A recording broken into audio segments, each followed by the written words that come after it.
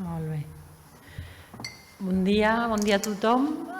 Moltes gràcies per venir a aquest curs sobre digitalització i serveis públics. Jo crec que tenim un programa de 2 dies molt interessant.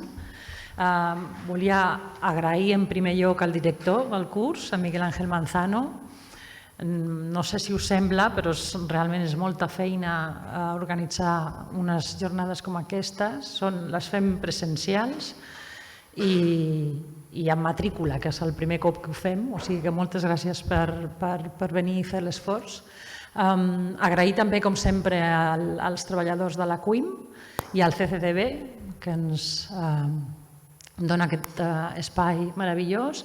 Y pasaré ya a presentar a Lucía Velasco. Hola, Lucía, bienvenida. Lucía es economista, está especializada en el impacto de la economía, la digitalización en la economía. Tiene este libro, que es un libro ya conocido, Te va a sustituir el algoritmo, de la editorial Turner, y dirige el Observatorio Nacional de Tecnología y Sociedad. Voy a darle paso a Lucía. Tenemos un tiempo razonable para escucharla y luego tendremos unos minutos para abrir el debate al público. Muy bien, Lucía, cuando quieras. Pues muchas gracias, Marga. Empiezo, como no, pues agradeciendo que me hayáis invitado a inaugurar este ciclo de reflexión en torno a algo tan importante como es la digitalización, ¿no?, de los servicios sociales, y especialmente pues a ti, Marga, y a Miguel Ángel Manzano, que sois 2 personas a las que sigo y admiro desde hace muchísimos años, desde que estaba en el sector social y que hacéis un trabajo impresionante. La verdad es que, bueno, me ilusiona bastante que hayáis pensado en mí para esta primera sesión, y voy a intentar daros algunas ideas sobre, también basadas un poco en... Ay, se escucha mal, perdón. Bueno, mejor.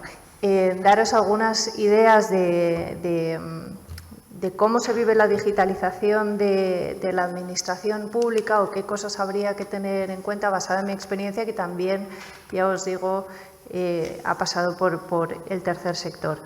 Empiezo un poco por lo obvio, que ya sabemos todas, que es que la digitalización es imparable y que probablemente sea su momento, ¿no?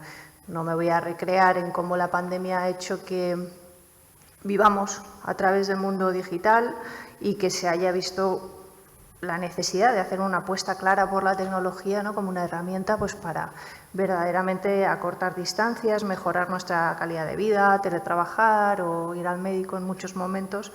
De hecho, recordaréis perfectamente que hubo algunos momentos, por desgracia, en los que solo nos podíamos vivir a través de lo digital. Y ahí es donde se empezaron a poner de manifiesto más brechas de las que creíamos, ¿no?, y donde se empezó a ver también la desigualdad, que ahora ya tiene que ver con sigue en los parámetros de estar dentro o fuera, ¿no?, pero que ahora estar dentro es estar conectado y estar fuera es estar desconectado. Y a pesar de que en España pues hay 13 millones de viviendas con ordenador, lo que supone pues el 80% de los hogares, aún pues hay porcentajes dolorosos de hogares que están fuera de esta conexión, porque ni siquiera tienen un ordenador y no se lo pueden permitir, ¿no? Aunque tener un ordenador por hogar, yo creo que en el tiempo de la vida digital pues ya no es suficiente. Deberíamos empezar a hablar de un ordenador por persona, en muchos casos, ¿no?, y entender bien lo que es estar dentro o fuera, en los márgenes de la vida, y qué nos hace estar en un lado o en otro de la brecha.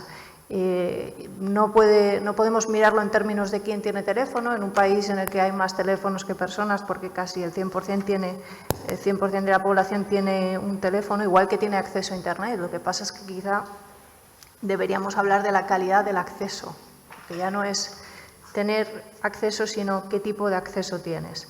Y este es, digamos, el suelo, la base sobre la que nos tenemos que mover en el día de hoy para desenvolvernos en la sociedad. Tener un dispositivo, que sea un ordenador seguramente, y una buena conexión. Y si no tienes esto, estás fuera. Entonces, también desde las políticas públicas debemos entender lo que son los nuevos bienes de primera necesidad, ¿no? Para después acompañar en todo lo que vamos pidiendo a la población en ese sentido. Y bueno, la verdad es que en España ha hecho una verdadera apuesta, ¿no? para digitalizar la economía, pero creo que es muy importante que entendamos que para aprovechar las oportunidades de la transición digital primero tenemos que hacer esa transición, ¿no? Y yo creo que es importante que también digamos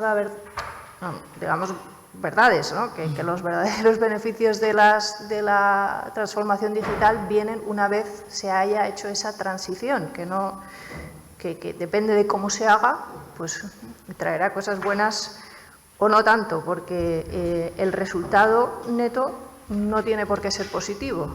Y esto creo que también tenemos que decirlo y ser conscientes que si no tomamos medidas de mitigación del impacto social que tiene la transformación digital, pues esta transición puede traer sufrimiento, ¿no? Y por eso yo creo que también es importante que se priorice y quién te preocupe. Por eso la política en este espacio también es importante y hay que entender que no todas las decisiones políticas tienen los mismos efectos, que a pesar de que la digitalización se considera un poco al margen de la política, yo creo que no debe estarlo, sino todo lo contrario. Seguramente conoceréis, hago un repaso breve de lo que está haciendo o de lo que ha hecho el Gobierno de España, ¿no? En este sentido, que ha lanzado una agenda digital hace un par de años, con muchas medidas y con planes muy concretos justamente para digitalizar la economía española y convertirla en una economía del dato, cibersegura, ¿no? que en estos momentos yo creo que es verdaderamente importante y que apuesta por desarrollar las competencias digitales y también la administración pública, ¿no? Estos planes pues se ven propulsados, pues yo diría más que impulsados, propulsados por el Plan de Recuperación, por los fondos europeos que dedican pues un 30% a justamente la digitalización, ¿no? Y bueno, ya os digo que hay un plan muy específico de digitalización de la administración pública con casi 4.000 millones de euros, que son cifras que en el fondo tampoco nos dicen nada, ¿no? Suenan a mucho, pero tampoco nos dicen demasiado.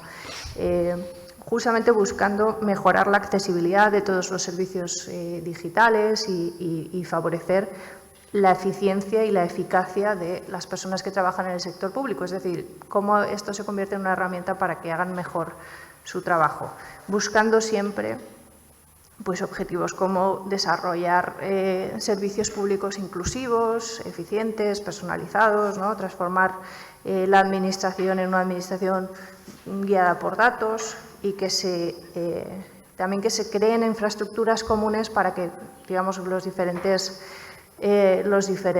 actores puedan aprovechar las tecnologías como la inteligencia artificial o la analítica de datos. Y, en definitiva, pues España está en un buen lugar para aprovechar estas oportunidades, ¿no? de la agenda digital y la cantidad de millones que se van a dedicar a digitalizar la administración pública, los servicios públicos, además de que estamos en relación con los países europeos. No sé si conocéis el índice que mide la digitalización de la economía, ¿no? En Europa, que se llama el DESI. Bueno, pues nos compara con el resto de los países europeos y España siempre destaca en cuanto a digitalización de los servicios públicos y de la administración. Yo me atrevería a decir que estamos entre los 5 países más avanzados. Todavía no han salido los datos del año pasado, pero va a hacerlo en breve. Y verdaderamente pues tenemos un 70% de la población entre 16 y 74 años que interactúa con la administración de manera digital. Lo que no sabemos es qué tal esa experiencia, ¿no? Porque esto es un poco como lo de la conexión. ¿Qué tal la conexión, no? ¿Qué tal la experiencia de interacción con la administración digital? Y luego, de los mayores de 75, que ahí ya empezamos un poco a hablar, ¿no? en quiénes son los potenciales, las personas usuarias de los servicios sociales, pues vemos que, por el contrario, pues navegan mucho menos solo el 30% y solo 1 de cada 10 se relaciona con la administración de forma digital, ¿no? Entonces, poniendo, por ejemplo, este colectivo, ¿puede soportar una administración digital? Porque, claro, si es gente que no navega, ¿cómo les vamos a pedir, ¿no?, que se relacione con la administración? ¿Esto soy yo? ¿Este ruido? Vale. ¿Cómo vamos a pedir que se relacione con la administración de forma digital? Y este es un grupo que sirve de ejemplo porque concentra todas las desigualdades digitales, ¿no?, de pobreza, de falta de acceso, de falta de competencias, de discapacidad. Por eso yo creo que es muy necesario entender cuando pedimos que la... Es que estoy un poco mosca con esto. Qué miedo. Es el cielo.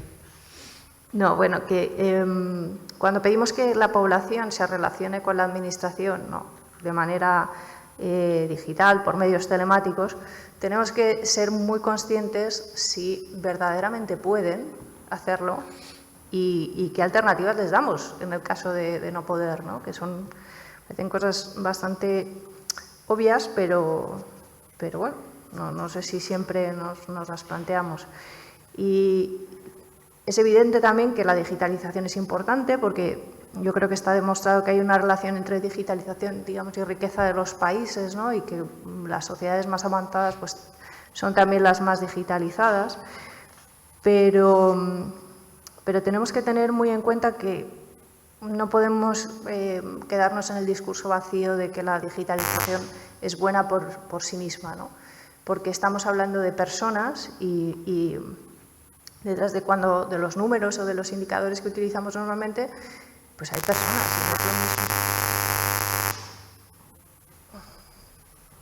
Separarlo un poquito. Separarlo un pelín, a ver. Es que no me atrevo a moverme ya, a ver. Debe ser un cable, ¿no?, por ahí. No, una interferència. Ah, una interferència. Alguna cosa de corrent o... ¿Sabes? O sigui, que no té res a veure amb el micro. Jo diria que no, que aquí està tot bé. Ara ho està mirant ara. Vale. Bueno, perdonad. No, porque lo que decía es que al final no es lo mismo hablar de qué tal es la interacción de las empresas con la administración, ¿no?,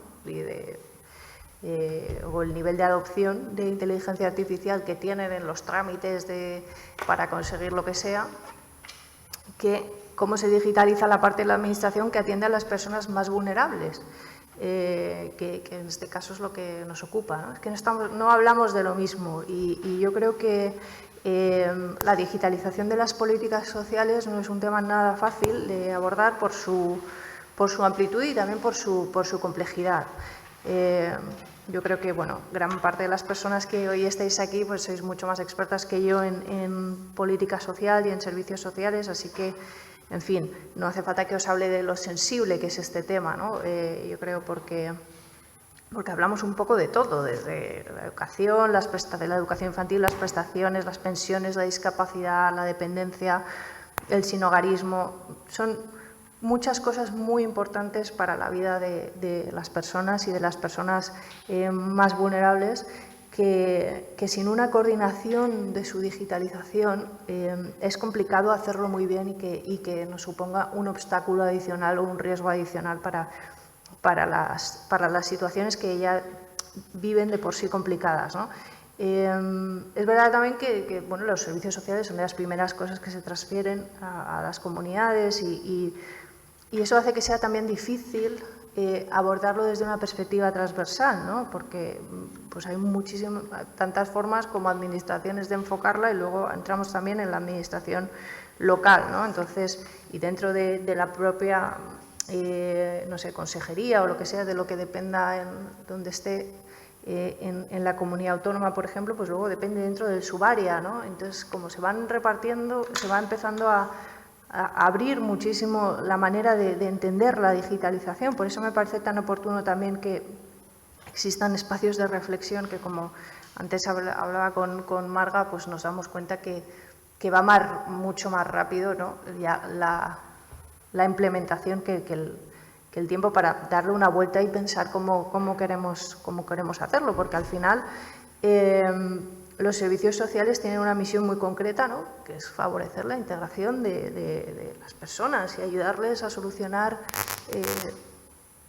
sus dificultades y justamente trabajar para prevenir las causas que llevan en muchos casos a la exclusión social. Así que cuanto más eficaces sean las políticas sociales, pues mejor será la sociedad que tenemos.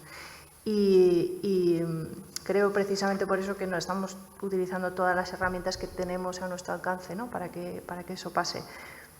Y en Europa es un espacio bastante desconocido, ¿no?, el uso de las tecnologías digitales en los servicios sociales, porque no se estudia de la misma forma que sí que se hace con la asistencia sanitaria. Es muy fácil que enseguida con los servicios sociales nos vayamos a la parte de asistencia sanitaria, ¿no?, cuando hablamos de digitalización. Y sin embargo, pues puede llegar a ser mucho más que pedir simplemente las prestaciones por Internet o la teleasistencia. Y eso también hay que entenderlo, que tiene que ver con el uso de robots para atender a los mayores, yo qué sé, o con dispositivos que hacen el seguimiento de los datos de salud, o con predecir necesidades utilizando inteligencia artificial, utilizar plataformas para conectar diferentes actores. En fin, yo creo que bien hecho tiene un potencial brutal para hacer la vida más fácil de las personas y mejorar la propia asistencia social, ¿no?, para que sea más eficiente, más proactiva y también más humana, aunque aquí ya empezamos también a entrar en la línea de ¿puede la tecnología ser humana, ¿no?, y qué papel tiene que jugar? Pues es mi mano igual. Entonces, bueno, desde el punto de vista de las personas hay estudios que han demostrado que las personas usuarias están más satisfechas en muchos casos con el uso de tecnología. Cuando se han hecho evaluaciones se sienten más seguras también, les da cierta independencia porque en muchos casos ellos mismos recuperan cierto poder sobre su vida, sobre su salud, sobre bueno, sus decisiones basadas en lo que ellos pueden ver, ¿no?, con esta tecnología, porque también hay que entender la situación de desempoderamiento que en muchos casos viven, ¿no?, las personas que utilizan los servicios sociales. Y en general, bueno, pues hay buenos resultados para las tres partes de esta ecuación que yo diría que son la administración, los profesionales, intermediarios y las personas usuarias. Pero también me gustaría que pensáramos un poco en qué significa la inclusión en la vida digitalizada esta, ¿no?, y qué cosas hay que tener en cuenta para prestar mejores servicios sociales en un tiempo pues, como este de digitalización. Que no nos conformáramos con las frases así un poco, ¿no?, genéricas de no dejar a nadie atrás y tal, sino qué significa, ¿no?, qué significa esto verdaderamente. Y bueno, pues voy a decir 10 cosas que me parecen así, un decálogo de cosas un poco evidentes, pero que creo importantes. Poder conectarte no significa que estés conectado, ¿no? Y bueno, un poco lo que os decía, que hay personas que no se pueden pagar un móvil con las prestaciones que se necesitan para desenvolverte correctamente en un mundo digital. Ni tienen ordenador, ni pueden pagar internet, ni siquiera pueden... hay gente que por el sitio en el que vive no tiene buena cobertura, ¿no?, y no puede acceder a internet. Entonces, importa mucho esto que es la conectividad significativa, se llama, y la calidad de la conexión, los datos, durante cuánto tiempo podemos navegar y qué hacemos con ellos, porque no es lo mismo, al final cuando pensamos en estas cosas normalmente lo hacemos desde nuestra vida, y no es lo mismo tener datos ilimitados y además que en tu casa tienes un wifi o en el trabajo y no los gastas porque vas saltando de un lugar a otro, que si tú tienes que hacer trámites con la administración a través de tu teléfono y tienes una cantidad limitada de datos. Y si nuestra principal forma de conexión es el móvil, pues tenemos que entender qué dificultades tienen las personas de determinados colectivos en riesgo de exclusión para acceder a ellos y cómo se está cubriendo pues esta necesidad básica que es la conectividad significativa. Después, tener un teléfono, internet, saber usar el correo, no significa que sepas desenvolverte en el entorno digital. Esto no significa que tengas competencias digitales y que sepas resolver problemas que te puedan aparecer en ese entorno cuando tú estás peleándote con la página web de turno, ¿no? No sé si habéis visto la película de Ken Loach que se llama Yo, Daniel Blake. Si no la habéis visto, os la recomiendo, ¿no? Que es, bueno, pues un señor de 60 años que por primera vez en su vida se ve obligado a utilizar los servicios sociales porque se pone enfermo y el médico le prohíbe trabajar. Y de verdad que se ve perfectamente la frustración de un sistema absurdo diseñado sin haber pensado en la persona que lo va a usar, y además que la tecnología se convierte en una barrera adicional porque hace que se convierta en fijo lo que tú podrías hablar con una persona y decir, mira, es que esto no tiene sentido, me estás diciendo que me consigo un trabajo pero tengo que dejar mi trabajo porque me ha dicho el médico que no puedo trabajar. Ya, pero es que tienes que trabajar o pierdes la prestación. Ya, pero que no puedo, ¿no? Entonces, esto con una máquina no lo puedes hablar. Y ese es el tipo de situaciones, no sé, es que no sé ni cómo calificarlas, ¿no? A las que podemos estar poniendo a las personas sin ser conscientes. Y además, sin mencionar que, claro, los colectivos que son susceptibles de utilizar los servicios sociales digitalizados son los que menos competencias digitales tienen de la sociedad. Entonces, estamos pidiendo unas cosas muy complicadas, ¿no? Y yo creo que también entender el momento vital en el que tú estás y en el que te estás enfrentando a esa dificultad digital, que si para mí cuando tengo que hacer trámites pues ya me agobia y no tengo nada que perder, ¿no? Pues imagínate si tú estás ahí luchando por tu prestación. No sé, yo creo que además se da aquí una situación normalmente que es que las personas que tienen voz en la sociedad pues no son las que utilizan los servicios sociales. Entonces, cuando hay problemas de diseño, cuando hay fallos de estos verdaderamente escandalosos, pues no se oyen, porque los que los padecen son las personas que no tienen voz en la sociedad o que no tienen el altavoz o que no tienen capacidad de llegar, ¿no? Y bueno, pues por eso creo que no podemos dar por hecho nada, porque además, bueno, pues estamos hablando de personas que seguramente estén en un momento muy complicado de sus vidas, que estén angustiados, asustados, desesperados y desde luego la administración digital no puede añadirles más estrés ni puede sobrecargar, ¿no? Por eso tenemos que ser muy conscientes de qué significa, cuál es nuestro papel, porque nuestro papel como administración es decir, oye, tranquilo, tranquila, va a salir bien, te vamos a ayudar, te vas a volver a poner en pie, las veces que haga falta vamos a estar aquí para ti. Entonces no puede ser que la administración sea todo lo contrario, ¿no? Y que separe más a la ciudadanía aún de las instituciones, la administración digital me refiero. En tercer lugar, me gustaría que pensáramos por un momento quién diseña los servicios digitales y para quién. No, que la respuesta es para la ciudadanía y tal, pero no quiero polemizar, pero bueno, normalmente ¿quién diseña esto? Pues un funcionario informático, o sea, que es una combinación, y hombre, porque los informáticos son generalmente hombres, ¿no? Entonces es una combinación de verdad poco representativa de la sociedad y del público objetivo que tienen los servicios, ¿no? Y además, bueno, ya os digo que luego, por un lado, ese es el que contrata el servicio y por otro lado está la empresa que te lo da, que también es otra empresa informática en la que seguramente haya otro informático interlocutando contigo.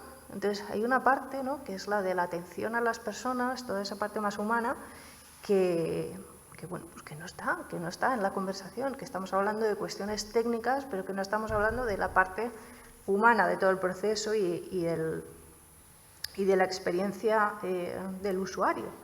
Porque claro, es que hay que incorporar de verdad esa experiencia del usuario real, ¿no?, al proceso. También deciros que el proceso de contratación en la administración pública tiene todos los incentivos para que salga mal. O sea, todo está hecho para que no sé, la administración por un lado esté cautiva de los proveedores, en muchos casos, que no les cuesta tanto contratar, que cuando de repente ves que no te están dando lo que tú esperas que te dieran, no tienes o alternativas para penalizarles, o la penalización supone tanto problema y va a suponer tanto tiempo después para que puedas contratar a otra empresa y te vuelvan a montar el servicio, que estás todo el rato eligiendo entre lo menos malo, pero estás eligiendo muchas veces cosas que no son óptimas para la ciudadanía, ¿no? Por desgracia, yo creo que ahí hay mucho espacio de mejora. Luego, otra cosa que me parece importante, que es tener en cuenta al usuario, no es ponerte tú en su lugar, sino es preguntar a esa persona usuaria. Porque a veces, ¿no? Yo creo que uno de los mayores errores que se cometen en general en la digitalización, seguramente la más tradicional, porque las nuevas metodologías ágiles sí que incorporan a personas usuarias reales, pues es que tú te conviertes de forma ficticia, tú con tu bagaje, con tu, no sé, tu posición socioeconómica, tu educación, todo, dices, ahora yo me convierto en una persona sin hogar que está, ¿no?, pidiendo una prestación. Entonces, ese ponerte en el lugar en realidad no es útil, porque no estás en su lugar, estás haciendo todo el rato, estás asumiendo cosas que no son verdad, ¿no? Entonces, no sé, se dan situaciones como que, pues para captar personas que pidan una prestación, pues la estrategia de comunicación es poner anuncios en periódicos impresos, cuando sabes perfectamente, ¿no?, quiénes son los lectores de los periódicos impresos, ya, o sea, ya no tengo ni digitales, impresos. Pues es muy difícil, ¿no?, que el destinatario del anuncio vea el anuncio en su vida real. Estos son, ¿no?, claro, porque tú te estás poniendo, no, es que yo leo el periódico por la mañana, ¿no? Pues seguramente la persona de la que pide prestación o que pide ayuda porque no tiene un hogar, pues no lo lea tomándose un café por la mañana. Entonces, bueno, yo creo que este también es el tipo de cosas un poco más cotidianas en las que hay que pensar cuando se diseña una política pública, y en general pues la digitalización no es distinta. Luego, las competencias digitales de todos los implicados, ¿no?, en esta ecuación que mencionaba antes, las personas funcionarias que tramitan, las intermediarias y las personas vulnerables, tienen competencias digitales bajas. Entonces, claro, yo no solo las del sector público, que tampoco tengo muy claro cómo se van midiendo, no conozco cómo medimos la experiencia, o sea, las competencias digitales de los funcionarios y de las funcionarias, pero lo que también conozco es que el tercer sector, que suele ser un espacio de atención y de intermediación, ¿no?, de colectivos vulnerables para ayudarles justamente en sus trámites, pues no tienen las competencias digitales suficientes y tampoco tienen los medios. Entonces, bueno, a mí me parece importante que si estamos poniendo a tres partes poco digitales a lidiar con una digitalización imparable, pues necesitamos entender muy bien cuál es la situación de partida para ello, y poner también en marcha las medidas de acompañamiento de estos grupos para que aumenten el nivel de competencias digitales, porque es que si no, no va a funcionar. Estos son cosas, yo creo que son bastante evidentes. Luego también, por ejemplo, que haya una página web, pues no significa que la gente llegue a la página web. Es que ya lo hemos puesto aquí, ya, pero es que ¿cómo haces que la gente llegue a esa web? Y del mismo modo, pues que la información esté en una web no significa que se encuentre, que tú incluso navegando por la web consigas encontrar esa información. Entonces, claro, yo creo que tenemos que ser conscientes de esto, y lo estamos viendo, ¿no?, que cuando, imagínate, pues que una persona vulnerable en una situación buscando ese ingreso adicional o esa ayuda por parte de la administración pública, llega a esa web, no sabemos cómo llega, pero acaba llegando, porque va a ser capaz no sé, ¿está todo diseñado para que sea fácil o está diseñado para que, o no? Entonces yo creo que tenemos que preocuparnos también porque para que toda esa experiencia sea verdaderamente fácil. Y luego, entender que la tecnología falla, que falla muchísimo, que se queda colgada, que te ciberatacan, que te puede meter en callejones sin salidas y que da igual que sea un formulario, que sea una máquina, que cuando llamas a un servicio de atención telefónica, pues que no te entiende, que no entiende tu acento, que tú no puedes hablar, no sé, o sea, que tenemos, cualquiera de nosotras vivimos situaciones absurdas con máquinas, pues imaginaros personas que no hablan perfectamente español o que no saben lo que les está, no sé, que creo que las máquinas generan muchísima frustración y que no están establecidos, porque creo que es importante establecer canales de feedback, de evaluación permanente cuando ponemos una alternativa automática, ¿no? Cuando nos desentendemos y decimos, bueno, aquí hay un chatbot, un contestador, un servicio de estos automáticos, pues tenemos que ver también si verdaderamente está sirviendo y que haya una opción para que siempre se pueda recurrir a una persona y te dejes de dar contra la máquina, ¿no?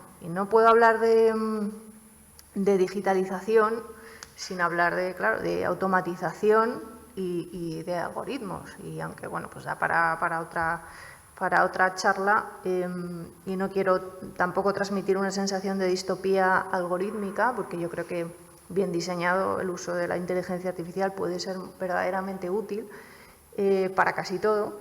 Va a importar mucho cómo se automatiza y las lógicas que se sigan y los mecanismos de control y evaluación para no convertir en estructurales algunos problemas, ¿no? Y para no añadir más frustración, más estrés y más desesperación a las personas.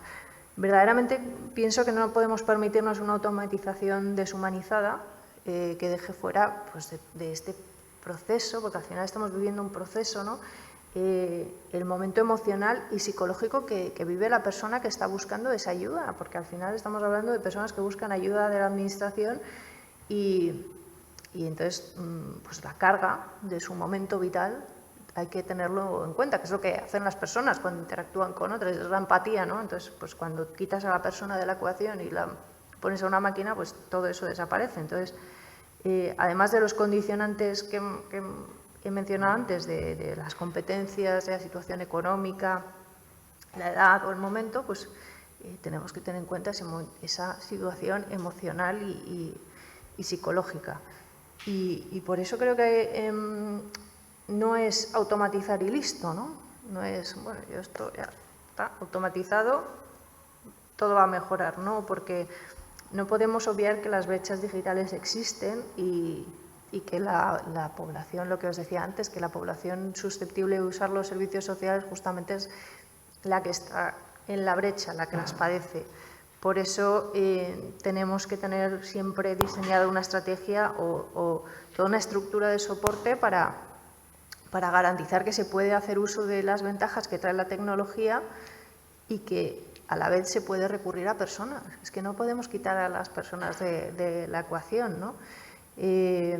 Porque la digitalización también tiene no es solo mejorar los procesos y mejorar la atención o hacerla más rápida, sino también es un mecanismo de disrupción de los propios, del propio enfoque de servicios sociales, ¿no? Y yo creo que ahí también bueno, puede ser relativamente revolucionaria porque puede devolverle el sentido a las instituciones que llevan años de alguna manera perdiendo porque la población siente que no estamos respondiendo a lo que necesitan, que no terminamos de ayudarles y las personas que trabajan duro, porque aquí hay un componente de motivación en las personas que trabajan en servicios sociales y en todos los entornos que los rodean, pues sienten mucha frustración porque al final el sistema va derivando, ¿no?, en una burocracia y en una cosa que no tiene nada que ver con lo que te mueve inicialmente cuando intentas o cuando quieres trabajar en atender a personas, ya os digo, del perfil que va a los servicios sociales.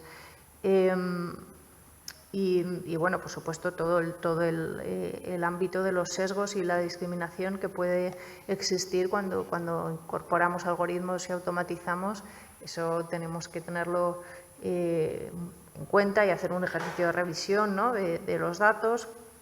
Seguramente después hablaréis de ello, pero el uso generalizado de algoritmos en la toma de decisiones no es solo los sesgos, ya empieza a haber corrientes un poco más sofisticadas de conceptos como la opresión o la desposesión, que al final estamos en un terreno experimental y se está experimentando con la población más vulnerable, ¿no? Entonces, y yo sería bastante partidaria de ralentizar el uso masivo de espacios digitales o de dinámicas digitales con personas vulnerables, ¿no? Para eso, yo creo que antes de eso, tenemos que avanzar en métodos de participación. O sea, tenemos que verdaderamente que todas las personas implicadas se sienten a la mesa y veamos cómo se puede mejorar, ¿no?, el despliegue de los algoritmos incorporando a las comunidades que los van de alguna manera, no a padecer, porque no es que sea algoritmo malo, ¿no?, pero bueno, que van a convivir o que van a estar afectados por sus decisiones. Y yo creo que la administración pública tiene que ser extremadamente cauta en este sentido. Yo creo que pues sonará, ¿no?, algunos escándalos que se han conocido por el uso de algoritmos, ¿no? Hay uno muy conocido de Países Bajos, que no sé si os suena, ¿no?, que acabó haciendo que más de 26.000 familias pues fueran acusadas de fraude en los programas de beneficios sociales, pues bueno, porque se incorporaron una serie de elementos para determinar perfiles de riesgo, ¿no?, de personas que iban a cometer fraude. Que esto es otro, por supuesto, otro de los grandes temas, ¿no?, la presunción de fraude que siempre hay. Estás utilizando los servicios sociales porque quieres vivir del sistema, ¿no? Y por desgracia estos discursos en muchos espacios ideológicos están cogiendo fuerza, ¿no? Pero bueno, digamos que el gobierno neerlandés decide automatizar esta forma de determinar los potenciales personas que van a cometer fraude, y entonces, pues claro, sistematiza, estructura eso, es la verdad, porque la máquina ha dicho que tú estás cometiendo fraude y no hay manera de combatirlo, porque tú antes, cuando era una persona la que decidía, pues una vez más, vuelvo a lo de antes, te sientas con ella, le explicas, o no te sientas, pero desesperadamente intentas decir que no lo has cometido, o cuando esa misma persona ve que van 10, 20, 30 familias que están diciendo os estáis equivocando, no estamos cometiendo fraudes, igual se replantea los criterios que están teniendo en cuenta. Una máquina no se replantea nada, ejecuta. Entonces, claro, pues aquí estaba mal programada y estaba injustamente la máquina apuntando a familias inocentes. Por eso yo creo que también es muy, muy importante crear guías de contratación sobre esto. No podemos dejar que sean decisiones individuales de muchísimos ayuntamientos, de servicios sociales, de consejerías, de ministerios, da igual. Tenemos que crear guías, tenemos que crear consensos, tenemos que establecer gobernanza de estos sistemas, tenemos que ser transparentes en dónde se están utilizando, cuándo se están utilizando, cuáles son las alternativas que hay, ¿no? Y, por supuesto, pues las auditorías de algoritmos y las evaluaciones permanentes. Yo creo que tenemos que ser muy transparentes. No podemos añadir a la población esa sensación de que hay algoritmos tomando decisiones sobre su vida. Y bueno, también os digo que, no sé si lo sabéis, pero que el Gobierno va a crear la primera agencia de supervisión de algoritmos y bueno, avanzando en esta línea, ¿no? Y también en línea con lo que está trabajando Europa de la ley de inteligencia artificial. Y bueno, la décima idea que quiero decir es que no todo tiene que ser digital, ni que lo digital es sinónimo de mejor, la verdad. Porque yo puedo tirarme todo el día hablando de ventajas de la digitalización y también de riesgos, ¿no? Porque me encanta, es un tema que me apasiona, pero pero a medida que más lo pienso y lo estudio y hablo con personas, pues me doy cuenta que tenemos que tener la opción de no ser digitales, ¿no? Y de seguir con nuestra vida normal de persona a persona, porque, ya os digo, porque una máquina no va a poder sustituir nunca a una persona en el trato. Podrá hacer el proceso más fácil, podrá acelerar la burocracia, pero no debemos dar por hecho, primero, ni que lo que sale de una máquina siempre va a estar bien, ni es una verdad, ni que no tiene por qué haber, ¿no?, todos estos sesgos y estas discriminaciones que os hablaba. Y bueno, voy a ir terminando. Yo creo que tenemos que pensar muy bien lo que hay que digitalizar y lo que no, pensando siempre en atender mejor a las personas que necesitan esa atención, que tenemos que estar muy vigilantes de las decisiones que se toman en este campo para no crear, pues, una ciudadanía de primera que pueda recibir trato humano, que pueda, ¿no?, tener estas posibilidades, y una ciudadanía de segunda que se tope, que se pegue con máquinas inflexibles, que padezca una desigualdad estructural agravada por esa automatización de la desigualdad, ¿no?, como dice el libro.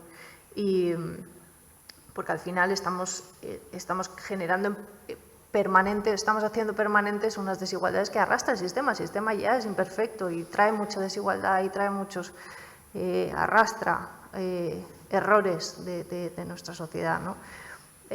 Yo creo que no tenemos que perder de vista que hablamos de, pues eso, de personas, de vidas humanas y de decisiones que les afectan directamente, y no nos lo podemos tomar a la ligera. Nuestra obligación, pues obviamente, es quitarle preocupaciones y ayudar a aquellos que recurren a los servicios públicos, y seguramente, pues, la mejor forma de hacerlo es preguntarles cómo la tecnología puede hacer su vida más fácil. Yo creo que la Administración tiene que ser proactiva, tiene que utilizar todos los datos que tiene, ¿no?, para dar un mejor servicio a las personas, y hay muchas cosas que ya podemos ir anticipando. Ya sabemos, pues seguro que podemos anticipar quién va a necesitar una ayuda con un porcentaje muy alto de probabilidad, sabiendo si una persona está desempleada, si no tiene ingresos, si no puede pagar la luz, si es migrante, si ha tenido una incapacidad, si tiene una edad concreta, si empieza a ir al médico por una determinada patología crónica, si es madre soltera. Creo que la Administración lo sabe prácticamente todo, y tenemos que empezar a tener esa actitud de dínoslo solo una vez, ¿no? Y no dínoslo 700 veces en todas las ventanillas, y da igual, porque pones una web pero replicas esa misma actitud de pedirle una vez más a la persona que está intentando recibir algo de ti que le corresponde, por otro lado, que no le estás haciendo un favor, que es su derecho, ¿no? Pero bueno, creo que también la tecnología bien implementada con un proceso, pues, colaborativo tiene verdaderamente el potencial de mejorar la atención, de la velocidad, de acercarse mucho más a la gente, y para eso, pues, hace falta poner a la persona en el centro de todo el proceso y ser ambiciosas con lo que queremos conseguir, porque bueno, tenemos que exigir constantemente mejorar. Yo creo que la Administración digital, en este caso, necesita un activismo interno que no sea complaciente, que no sea egoísta, personas que quieran cambiar las cosas, que quieran mejorarlas, que no tengan miedo a decir lo que no funciona, y que empuje al sistema a mejorar constantemente y a evaluar si está cumpliendo su función, que al final es servir a la ciudadanía. Así que nada, termino aquí.